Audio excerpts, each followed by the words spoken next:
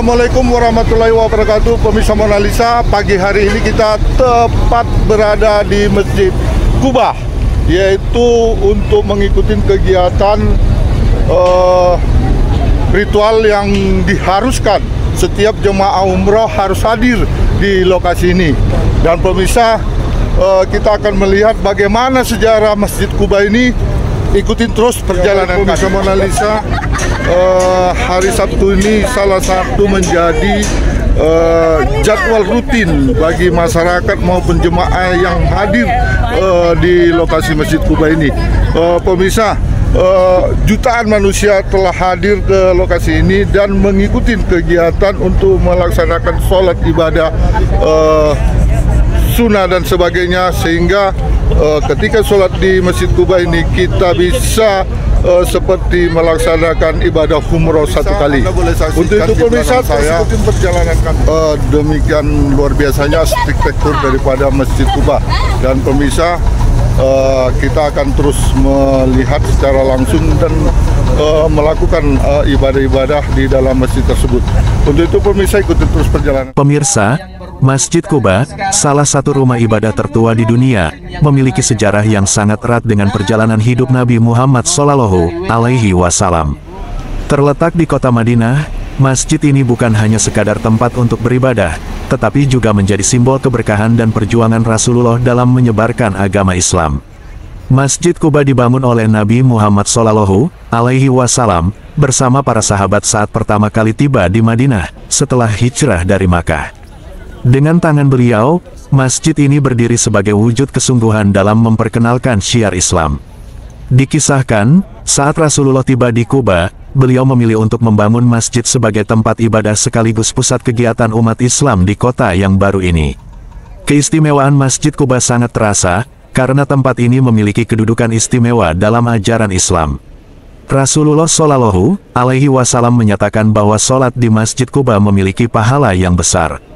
Dalam sebuah hadis yang diriwayatkan oleh Imam Bukhari, beliau mengatakan, barang siapa yang bersuci di rumahnya, lalu dia mendatangi Masjid Quba dan sholat di dalamnya, maka pahalanya seperti pahala umroh.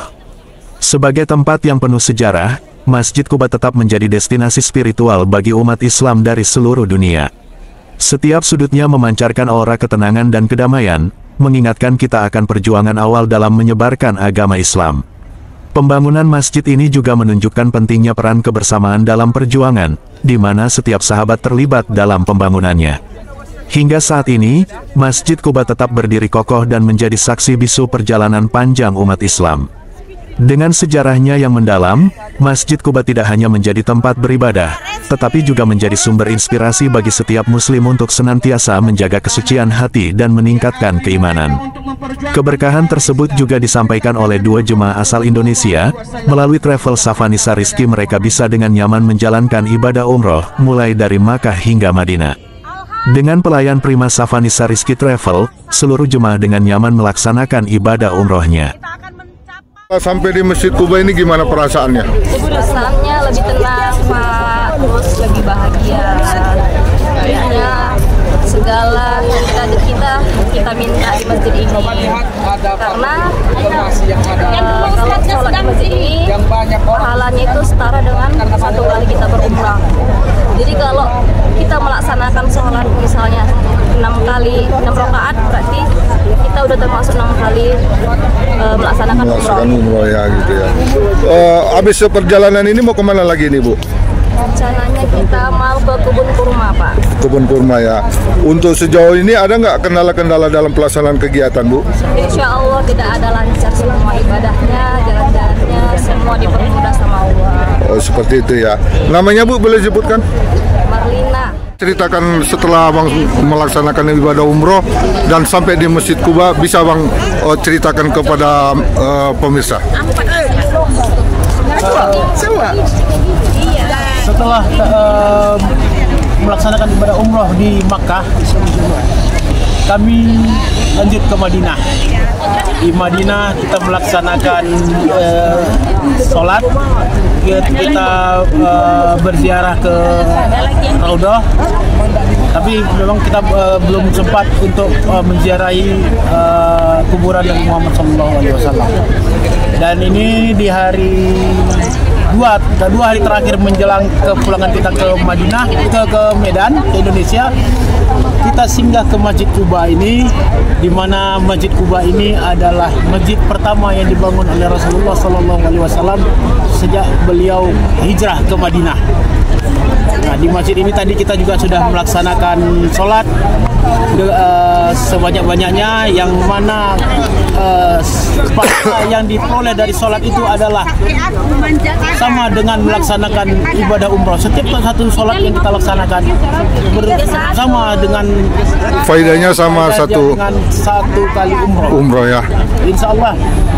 Tadi kita sudah banyak melaksanakan sholatnya. Mudah-mudahan sholat kita tadi itu diterima Allah Subhanahu Wa Taala dan mendapatkan pahala umroh yang insya Allah nanti akan membantu kita nanti di yaumil akhir. Untuk sejauh ini Pak, kegiatan apa, ada nggak kendala dalam pelaksanaan kegiatan ini?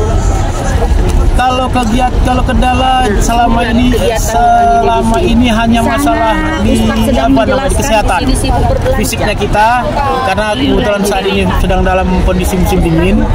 Jadi juga kita yang biasa tinggal di Indonesia tidak pernah merasakan musim dingin. Jadi begitu tiba di Madinah ini dengan suhu di rata-rata di angka 15 derajat Celcius dan tubuh yang harus bugar lah ya. Tubuh yang harus imun tubuh yang kuat lah ya. Jadi itu tadilah kendalanya hanya di situ. Kalau kendala yang lain tidak ada. Oke. Bang? Tidak ada kendalanya. Kesehatan menurun. Nggak ada sakit, sehat. Nama Pak, silakan sebutkan nama. Nama saya Hendra dari Medan. Dari Masjid Quba Madinah, Tim Liputan, Kemas Edi Junaidi, Mona Lisa TV melaporkan. Mau berapa pahala ukurannya? Sebanyak-banyak. Tapi kita di sini hanya waktu kita 30 menit saja. Oke? Waalaikumsalam warahmatullahi wabarakatuh.